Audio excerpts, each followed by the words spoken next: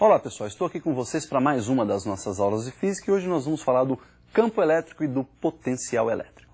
Vamos definir o campo elétrico. O que vem a ser o campo elétrico? O campo elétrico é uma região do espaço que foi modificada, que foi alterada pela presença de um corpo eletrizado, pela presença de uma carga elétrica.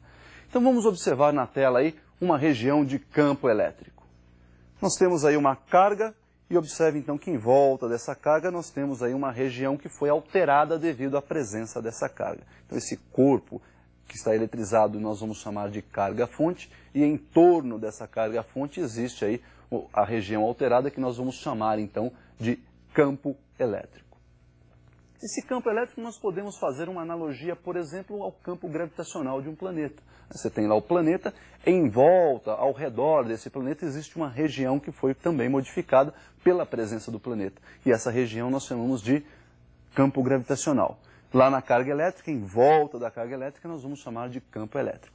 Quando nós pegamos uma carguinha de prova, um corpo eletrizado, e que nós vamos chamar a partir de agora de carga de prova, e colocamos nessa região, ele passa a sofrer a ação de uma força, que é aquela força eletrostática que nós definimos. Isso se deve então à presença dessa região alterada, à presença desse corpo que altera essa região, que altera a região em sua volta, essa carga elétrica que nós chamamos de carga-fonte.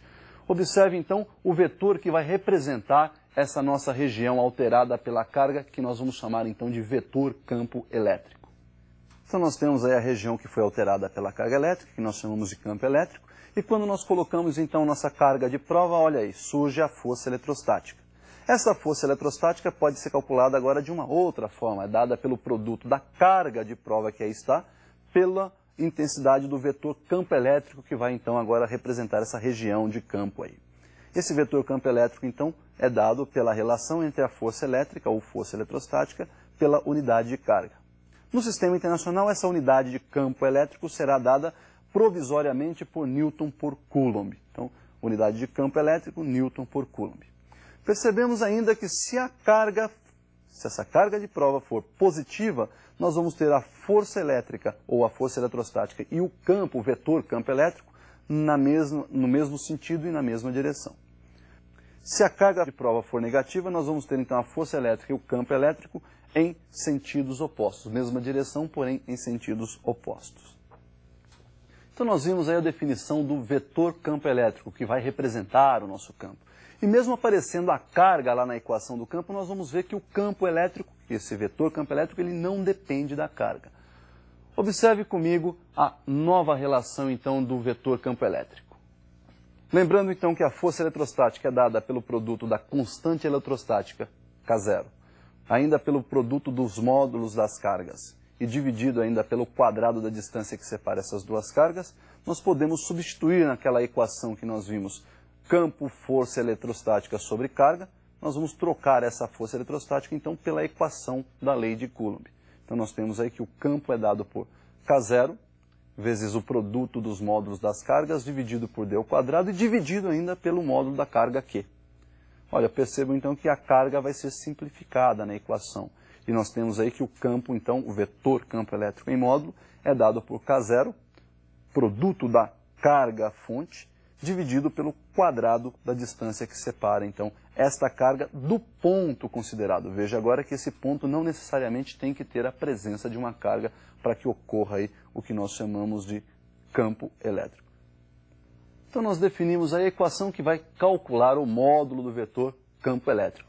Percebemos que esse vetor, então, a intensidade desse vetor independe da presença ou não da carga de prova lá no campo elétrico. Nós vamos observar aí que esse campo elétrico ele pode ser um campo de aproximação ou um campo de afastamento. Para isso, então, nós vamos observar esse visual para identificar o sentido do campo elétrico, do vetor campo elétrico. Nós temos aí a carga-fonte positiva e eu vou inicialmente aproximar dessa carga-fonte uma carga de prova também positiva. Sabemos que cargas e sinais iguais se repelem, então essa carga de prova vai sofrer uma força elétrica de repulsão e para a carga de prova positiva nós temos campo e força com mesma direção, mesmo sentido. Por outro lado, quando eu aproximo uma carga negativa dessa carga-fonte, ocorre aí a atração, cargas e sinais opostos se atraem. E nós vamos ter aí a força então de atração dirigida para a carga-fonte.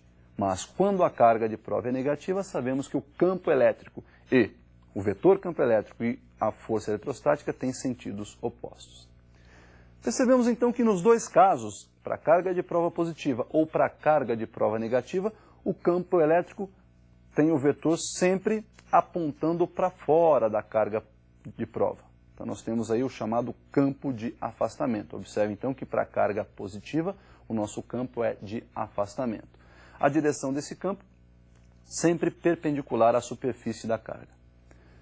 Se nós fizermos agora o contrário, pegarmos uma carga fonte negativa e aproximarmos dessa carga fonte uma carga de prova positiva, nós vamos ter aí uma força de atração entre elas, e quando a carga de prova é positiva, vetor campo elétrico e força eletrostática têm a mesma direção, o mesmo sentido. Então, olha lá, os dois estão apontando na direção da carga fonte. Se por outro lado eu aproximar uma carga negativa, nós vamos ter aí uma força de repulsão, e neste caso, então, para a carga de prova negativa, nós temos força eletrostática e campo elétrico, seu vetor campo elétrico, com sentidos opostos. Então percebemos que para a carga de prova positiva ou negativa, nós vamos ter aí um campo de aproximação. Então nós vimos aí a possibilidade de um campo de aproximação e um campo de afastamento. Cuidado, não existe campo de atração e campo de repulsão. É aproximação e afastamento. Nós vimos que a relação entre campo e distância também são inversamente proporcionais, ou seja, o vetor campo elétrico em módulo é inversamente proporcional ao quadrado da distância. Vamos relacionar isso graficamente. Veja comigo aí na tela. Então nós temos aí no eixo vertical a representação da intensidade do vetor campo elétrico. E no eixo horizontal, representação da distância da carga fonte até um determinado ponto aí do nosso campo elétrico.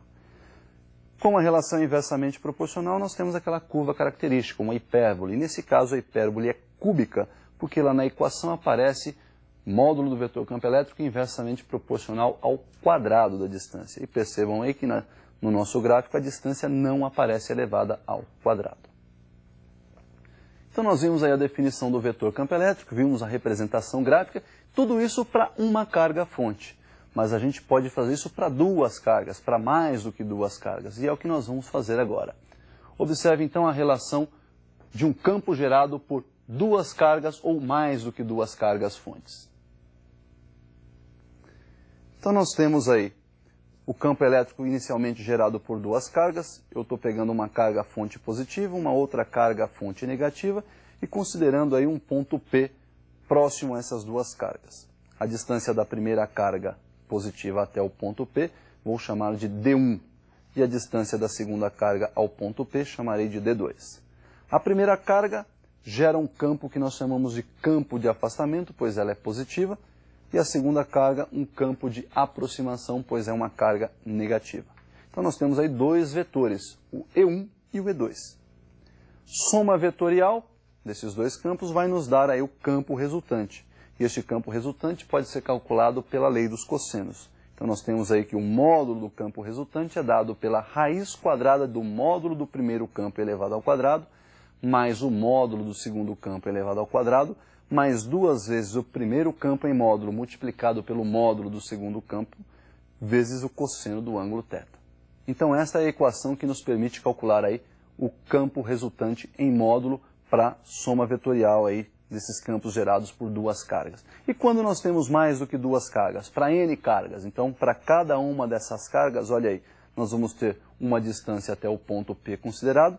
Então, nós vamos ter todos esses vetores, olha lá, considerando essas N cargas, temos aí carga 1 gera um campo E1, carga 2 gera um campo E2, carga 3 gera um campo E3, e a carga N, a enésima carga, gera um campo EN.